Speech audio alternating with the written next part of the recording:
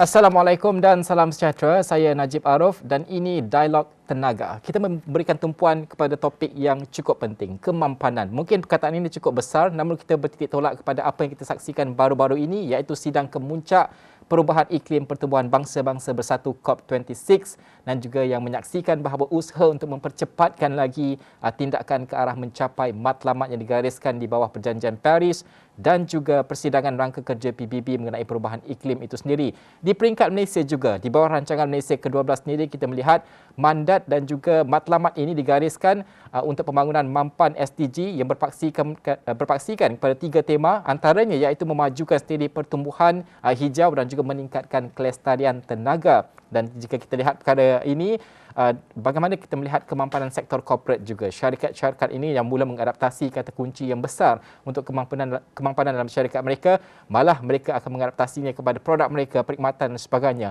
Timbul persoalan, apakah sebenarnya soal kemampanan ini dalam soal produk dan juga perkhidmatan mereka, dan bagaimanakah ia memberikan kesan signifikan pada akhirnya. Dan bukan itu saja, kita melihat juga kemampanan ini 3 teras utama, iaitu ekonomi sudah pasti, alam sekitar dan juga sosial, namun tumpuan utama di peringkat dunia sudah pasti tertumpu kepada alam sekitar. Itu yang ingin saya bincangkan pada jam ini. Saya nak bersama dengan 2 tetamu yang saya kira cukup hebat. Pertama sekali saya nak perkenalkan ahli kumpulan Rentas Parti Parlimen Malaysia yang dalam matlamat pembangunan Lestari SDG dan juga pengarah kanan pendidikan Institute of Strategic and International Studies ISIS Malaysia, Saudara Alizan Mahdi, dan juga kita ada Insinyur Dr. Muhammad Fazil Muhammad Siam, Ketua Strategi Korporat dan Kelestarian Tenaga Nasional Berhad yang bersedia pada ketika ini. Assalamualaikum. Terima kasih kerana bersama kami pada jam ini. Okey, saya nak bermula dengan Encik Alizan terlebih dahulu. Kalau kita bercakap soal ini, pandanganlah, sudut pandang daripada seorang yang mewakili kumpulan Rentas Parti Parlimen Malaysia untuk matlamat SDG ini sendiri. Ini topik yang besar dan berat sekali. Bagaimana pemahamannya di peringkat Malaysia sendiri dan juga bagaimana untuk negara mampu modernisasikan perkara ini? Pertama, perlulah kita faham perkara tersebut sebelum kita dapat modernisasikan dan sebagainya. Mungkin pandangan. Okay, terima kasih Saudara Najib.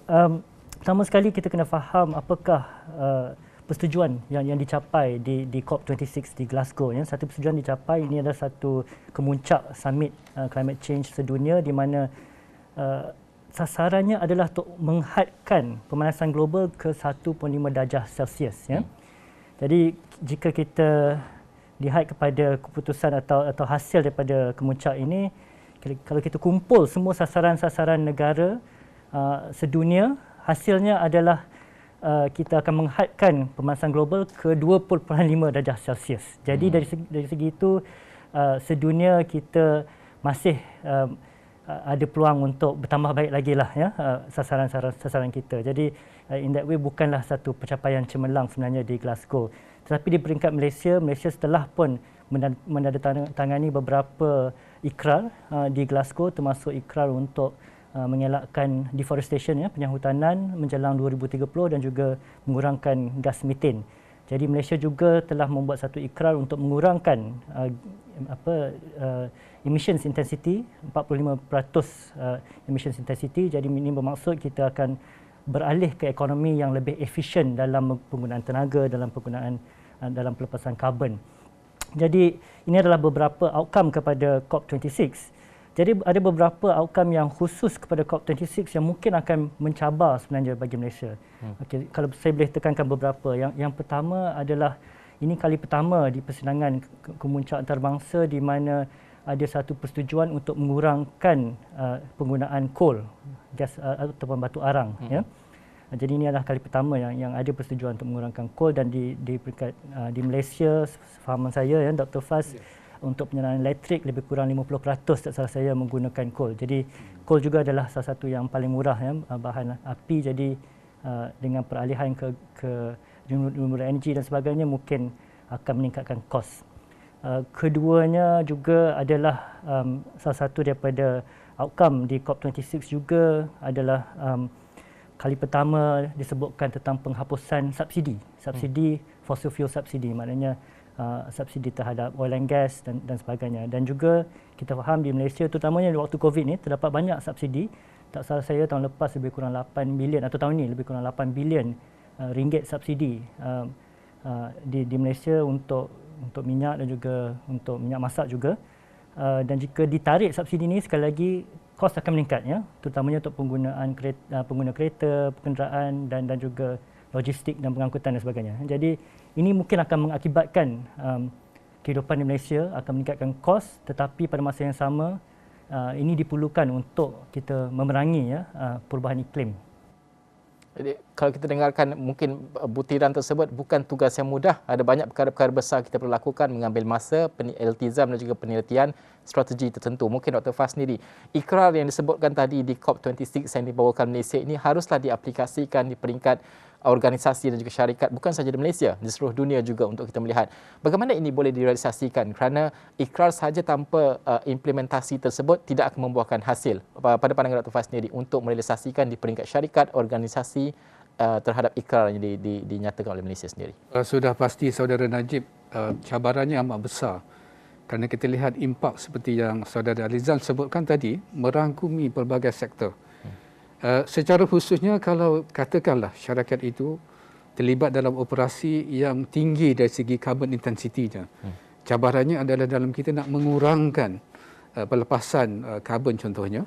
Ada faktor dari segi kos seperti disebut tadi, ada faktor dari segi sumbangan yang perlu dibuat, pelaburan yang perlu dibuat, dan dalam masa yang sama adalah bila kita bersemuka dengan pelanggan, ada expectation yang diperlukan dari pelanggan tadi. Dan dalam masa yang sama di dalam organisasi kita sendiri adalah kita kena pastikan bahawa pekerja kita dari skill dan kompetensi juga adalah perlu mematuhi kehendak yang terkini. Saya mungkin nak sentuh secara khusus kepada sektor tenaga. Ya, seperti yang disebut tadi, pelepasan karbon amat tinggi buat masa ini, yang mana persentage yang lebih besar daripada sektor tenaga. Dan khususnya disebabkan oleh penjanaan sumber tenaga sama ada bersifat thermal daripada arang batu ataupun gas. Dan dalam hal ini TNB telah meletakkan sasaran seperti yang Saudara Najib sebut, bukan setakat omong-omong kosong tapi macam mana kita nak realisasikan. Jadi aspirasi TNB adalah mengurangkan sumbangan daripada penjanaan daripada arang batu kepada yang lebih efisien. Contohnya kepada renewable energy ataupun tenaga diperbaharui. Dan dalam hal ini, cabaran yang disebut oleh Saudara Alizan adalah bagaimana kita bekerjasama dengan contohnya pihak Kementerian Tenaga, Suruhanjaya Tenaga, dan juga di peringkat negara ada jawatankuasa yang merancang 20 tahun akan datang, bagaimanakah bentuk penjanaan yang diperlukan.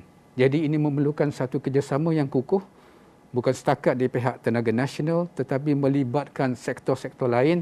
Dengan sebab itulah perlunya kerjasama dilihat, bukan setakat satu organisasi untuk merungkai masalah di peringkat negara tapi perlukan kerjasama yang meluas.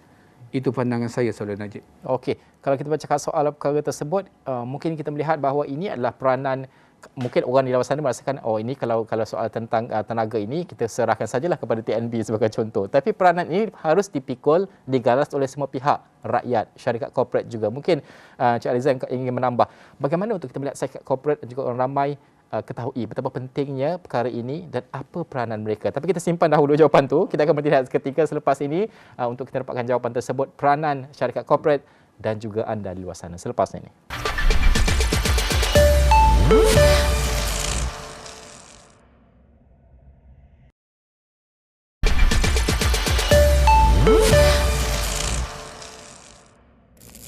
Anda masih lagi menonton Dialog Tenaga bersama saya Najib Arof. Terus saja kepada diskusi kita yang cukup penting soal kemampanan ini. Saudara Alizan, tadi sebelum berhenti rehat saya tanyakan kepada Saudara Alizan bagaimana untuk sektor korporat dan juga orang ramai memainkan peranan, kerana ada kalanya mereka merasakan bahawa tugas ini harus digalas kepada syarikat-syarikat yang lebih besar. TNB sebagai contoh, kerajaan membuat lasaran dan sebagainya. Namun mereka juga ada peranan.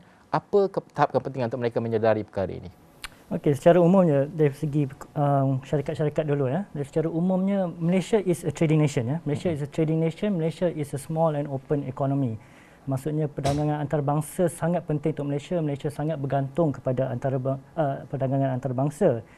Dan di sini kita dah lihat ini adalah satu trend peralihan sedunia. Ya, jadi we cannot run away from that. Malah Bank Negara Malaysia telah menganggarkan jika kita tidak beralih ke kemampanan, Malaysia mungkin akan hilang revenue daripada ekspor sebanyak RM280 bilion setahun hasil ekspor ya. Jadi kita tak boleh lari daripada itu, dan ini adalah trend yang yang selepas COP26 dan sebagainya semakin accelerate, ya, semakin laju. Secara lebih khusus adalah ini adalah soal pengurusan risiko sebenarnya. Jadi ada dua jenis risiko saya nak sentuh di sini. Yang pertama dipanggil transition risk, risiko daripada segi peralihan, dan juga physical risk, risiko daripada segi kesan daripada perubahan iklim sendiri. Okay, yang pertama transition risk. Seperti mana saya kata tadi, ini adalah peralihan sedunia. Jadi landscape sedunia pun sedang berubah. Ini termasuk landscape pelaburan seperti disebutkan tadi oleh Dr. Faz, ya. Landscape pelaburan pelabur yang besar, juga institutional investor seperti EPF sekarang dia ingin melihat sama ada syarikat-syarikat mematuhi kepada prinsip-prinsip, contohnya economic, social and environment, social and governance, ESG contohnya. Jadi syarikat-syarikat yang tidak melaporkan ESG mungkin tidak akan mendapat dana-dana dan sebagainya. Jadi perlu mematuhi kepada itu. Keduanya, multinational companies, ya, syarikat-syarikat besar juga mereka ingin melaksanakan kemapanan di seluruh rantaian bekalannya, ya, supply chain. Jadi mungkin syarikat-syarikat kecil juga perlu mematuhi kepada prinsip-prinsip kemapanan juga untuk memastikan mereka sebahagian daripada rantaian bekalan ini. Juga saya nak sentuh sekarang bila kita bercakap sebagai tentang dasar, ya, kadang-kadang dasar-dasar yang direka bentuk, digubal di luar negara pun mungkin akan ada kesannya di Malaysia. Ya, contohnya di Eropah, European Union, mereka bentuk atau mereka menggubal satu dasar untuk cukai karbon, dan dengan sengaja mereka ingin cukai karbon ini merentas sempadan, ya, maknanya ia mungkin dikenakan di syarikat Malaysia juga. Jadi kita perlu melihat risiko-risiko transition risk ni, ya, risiko-risiko dari segi peralihan. Kedua adalah risiko daripada segi fizikal. Ya, ini adalah risiko daripada kesan perubahan iklim sendiri. Jadi kita di Malaysia malangnya kita telah pun menimpa satu darurat banjir, ya, yang sangat teruk di Malaysia, yang sangat dahsyat di Malaysia. Dan walaupun punca banjir ini susah nak dikenal pasti sebagai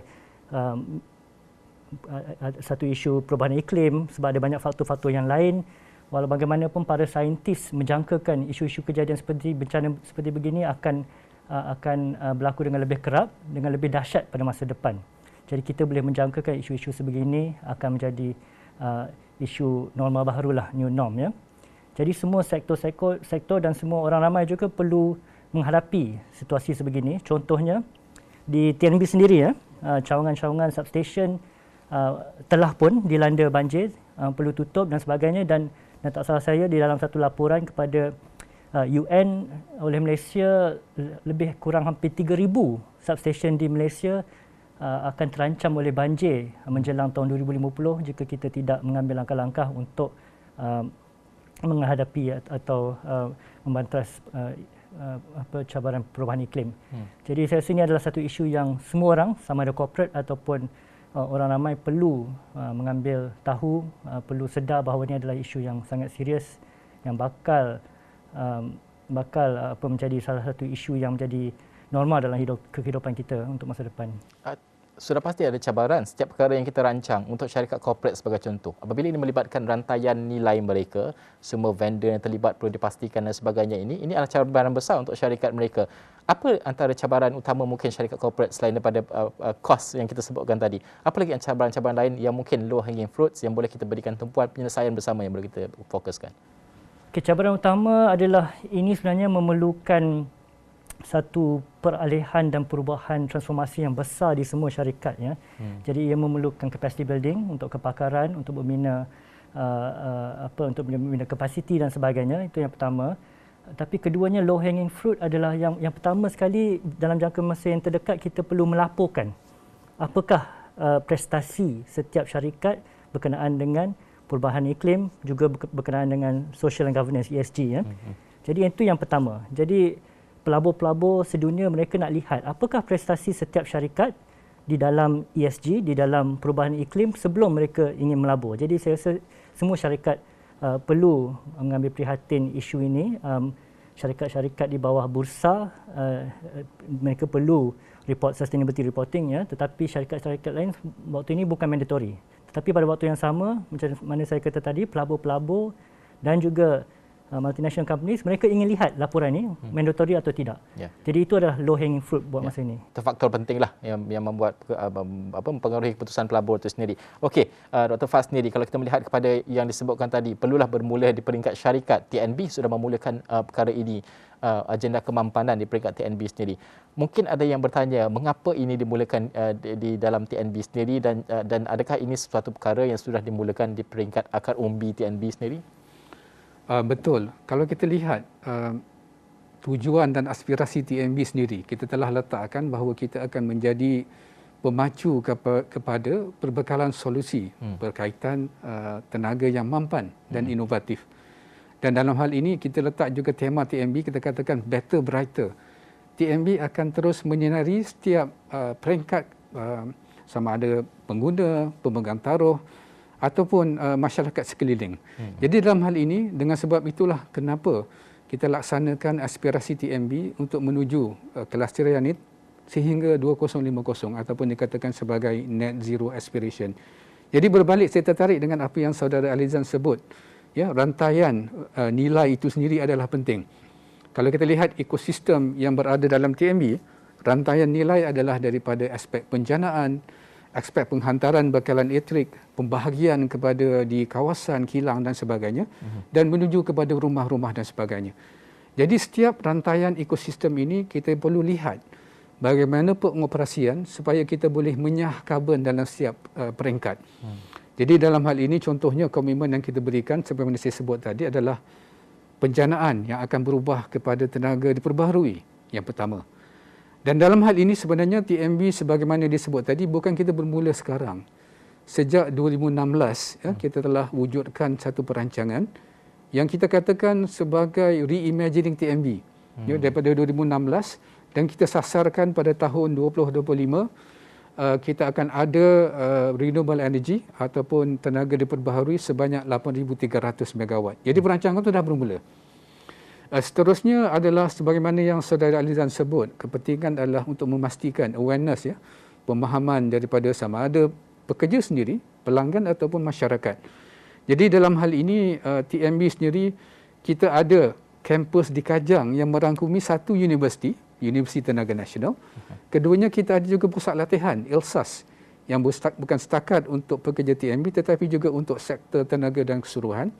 Dan kita ada juga TNB Research yang mana di sini adalah untuk memastikan aspek teknologi yang bukan setakat untuk sekarang, esok tetapi juga akan datang, akan dilaksanakan di TNB Research. Dan dalam masa yang sama adalah bagaimana peranan yang kita boleh mainkan antara TNB dengan masyarakat setempat dengan program-program yang dijalankan. Kita dah bermula lama sama ada dari aspek pendidikan contohnya, dari aspek tentang bagaimana beasiswa dan bantuan diberikan kepada golongan yang memerlukan. Dan kita lihat contohnya dalam situasi sekarang, apa yang berlaku, pandemik yang berlaku adalah peranan bagaimana organisasi besar sebagai TNB dapat membantu. Jadi itulah yang saya ingin jelaskan bahawa kita melihat kepada seluruh ekosistem dan kita menerobosi kepada semua peringkat pemegang taruh dengan masyarakat, dengan pengguna, dengan staf kita sendiri. Education adalah penting. Dan memastikan bahawa skill untuk menangani cabaran yang ada ni yang besar, yang mana ia boleh menjadi satu peluang sebenarnya. Itulah secara umumnya. Okey, kita akan berhenti seketika, tapi selepas ini saya nak pergi ke Dr. Faz lagi kerana usaha ini tanpa sokongan daripada pelbagai pihak pun akan menjadi sukar, kan? Betul. Sokongan komuniti, pemegang taruh, mungkin juga orang ramai juga. Ini semua harus digembling usaha ini untuk mendapatkan sokongan dan sebagainya. Apa aktiviti ataupun usaha yang dijalankan TNB sendiri untuk mendapatkan sokongan ini? Kita akan jawab semua persoalan itu selepas ini. Kita berhenti seketika.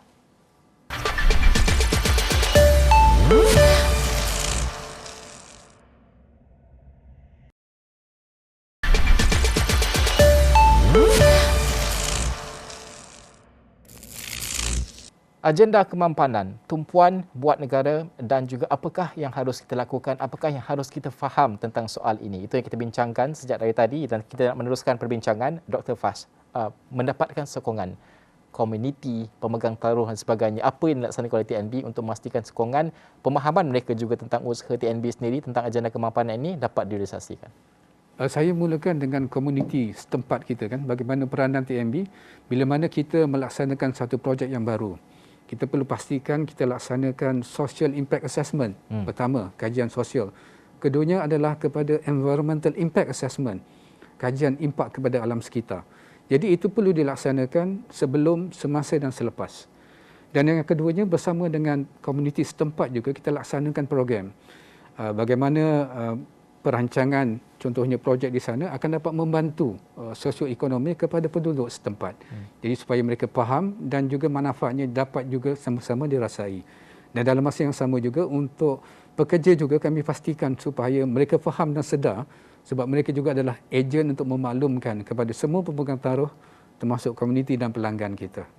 Itu secara umumnya. Okey, duta kecil lah kiranya ya, untuk TNB dan sebagainya. Okey, Saudara Alizan, bagaimana untuk kita melihat kerana pada akhirnya inisiatif-inisiatif yang dilaksanakan oleh sektor korporat sebagai contoh, kecil ataupun besar, perlulah ada ukurannya supaya kita faham di mana tahap pencapaian kita. Apa kaya ukurnya? Bagaimana untuk kita mengukur segala agenda kemampanan ini di peringkat sektor korporat sendiri? Okey, ini adalah salah satu soalan agak teknikal sebenarnya kerana ada beberapa piawaian standards ya, yang global yang boleh diikuti. Jadi yang paling penting daripada bagi cara nak mengukurnya, kita perlu mengikut metode-metode yang selari dengan standard-standard di peringkat global. Pada waktu ini adalah satu cabaran di peringkat global juga kerana terdapat terlalu banyak standard sebenarnya. Salah satu kajian yang saya baca ada lebih kurang 600 standard. Tetapi ada beberapa usaha untuk harmonize standard tersebut. Tetapi secara umumnya kita perlu mengukur pelepasan karbon ya. Yang saya nak sentuh sini ada pelepasan karbon yang direct, ada yang juga di rantaian nilai juga. Jadi seelok-eloknya kita perlu mengukur sebanyak mungkin. Maknanya kita perlu mengukur pelepasan karbon di peringkat rantaian nilai juga. Jadi itu adalah sebaik-baiknya. Okey, itu bagaimana ukurannya harus kita lihat di peringkat syarikat korporat dan juga di peringkat negara sendiri. Okey, mungkin ini soalan terakhir dalam perbincangan kita. Kalau kita melihat kepada aspirasi ini, sesuatu yang kita laksanakan dan ini bukan satu benda yang boleh kita patah balik kan. Kita harus terus ke hadapan, tidak kira kalau ada hiccup pun perlu kita kaji, buat postmortem dan sebagainya, kaji penambahbaikan dan sebagainya. Mungkin harapan terakhir kerana untuk seorang yang melihat kepada sektor korporat dan juga apakah piawaian dan sebagainya, dan untuk seorang yang dari TNB sendiri melaksanakan agenda kemampanan ini, apa yang boleh yang mahu diharapkan terhadap agenda kemampanan itu sendiri, tak kira daripada aspek apa sekalipun. Mungkin Dr. Faz sendiri. Saya mungkin ingin sentuh satu perkara yang mudah boleh kita laksanakan bersama-sama, iaitu faktor kecekapan tenaga. Kerana kita boleh laksanakan sebagai individu, penggunaan contohnya sama ada teknologi atau peralatan di rumah, ataupun tabiat kita sendiri macam mana kita mengawal penggunaan tenaga itu sendiri. Dan dari segi kesedaran yang boleh kita beri kepada diri kita dan juga mungkin kepada ahli keluarga. Itu kalau di rumah. Tapi dalam masa yang sama, kalau di pejabat, perkara yang sama boleh kita laksanakan dan juga untuk pengguna kuasa besar di kilang dan sebagainya. Kenapa kecekapan tenaga? Kerana hasilnya adalah segera. Impaknya juga adalah segera dan ada setengah perkara boleh dilaksanakan dengan mudah dan cepat. Jadi saya sarankan diri saya dan semua untuk lihat kepada kecekapan tenaga sebagai perkara yang orang kata quick wins, boleh dilaksanakan sekarang. Okey, Cik Alizan, mungkin untuk sektor korporat juga apa yang ingin disampaikan kerana ini bukan mudah. Kalau kita sebutkan tadi banyak technical aspek, banyak perkara yang perlu difahami dan sebagainya. Apa yang ingin disampaikan, apa mungkin yang mereka yang baru ingin memulakan dan sebagainya, apa yang mereka perlu faham terlebih dahulu? Okey, pertama sekali isu perubahan iklim ni adalah isu darurat sebenarnya, darurat iklim. Walaupun jangka masanya lebih panjang, seperti mana kita lihat, ia boleh mendatangkan bencana yang sangat dahsyat. Jadi kita perlu sedar pertama sekali. Saya rasa selain daripada quick wins yang kita boleh buat, kita perlu, orang ramai perlu bersikap terbuka dan sanggup menerima mungkin beberapa langkah untuk beralih ke ekonomi yang lebih rendah karbon dan sebagainya. Dan ini termasuk contohnya, seperti mana saya kata tadi, contohnya mungkin ada peningkatan daripada segi kos. Yang saya nak sentuh daripada segi ini, tarif elektrik di Malaysia, saya rasa pada tahun 2017 ada satu kajian yang menyatakan Malaysia keempat terendah di dunia ya, dari segi tarif elektrik. Jadi mungkin pada yang mampu, mungkin kita boleh contohnya sanggup untuk membayar lebih daripada segi tarif elektrik untuk memastikan kesan-kesan yang lebih kurang dahsyat dari segi perubahan iklim, kerana itu juga akan membawa kos dari segi kerosakan dan sebagainya. Saya nak tekankan di sini, tak semestinya reka bentuk katakan cukai karbon, tak semestinya reka bentuk tersebut dikenakan kepada semua. Mungkin kita boleh design supaya B40 contohnya tidak dikenakan cukai karbon. Tetapi yang saya nak tekankan sini, kita perlu bersikap terbuka, perlu ada satu perbincangan terbuka tentang apa yang kita sanggup buat sebagai satu negara, sebagai rakyat Malaysia juga. Libatkan semua pihak yang penting semua untuk mendapatkan input dan sebagainya. Okey, itu yang paling penting, dan pada akhirnya aspirasi itu tetap sama. Langkah itu memerlukan kepakaran berbeza yang memerlukan gabungan idea dan juga penyelesaian solusi kepada segala cabaran yang kita hadapi untuk agenda kemampanan ini. Terima kasih Insinyur Dr. Muhammad Fazil Muhammad Siam, Ketua Strategi Korporat dan Kelestarian Tenaga Nasional Berhad, dan juga Ahli Kumpulan Rentas Parti Parlimen Malaysia untuk Matlamat Pembangunan Lestari SDG dan juga Pengarah Kanan Pendidikan Institute of Strategic and International Studies ISIS, Saudara Alizan Mahadi, kerana bersama dengan kita. Memanglah topik ini cukup yang besar dan juga sentiasa tak cukup masa lah kalau kita bincangkan. Ini topik yang mengambil masa yang panjang dan untuk dilaksanakan, dan juga perbincangan juga mengambil masa yang panjang. Namun dalam tempoh 30 minit ini banyak yang kita pelajari, banyak perkara yang boleh kita garap dan sebagainya. Tidak kira di peringkat mana pun kita, di peringkat syarikat korporat, individu, komuniti dan juga syarikat kecil dan sederhana dan sebagainya, ada peranan yang boleh kita mainkan untuk agenda kemampanan. Sedikit sebanyak pada akhirnya dan mampu membawa negara mencapai kepada matlamat yang kita gariskan untuk 2050. Sekian saja untuk Dialog Tenaga. Saya Najib Arif. Assalamualaikum warahmatullahi wabarakatuh.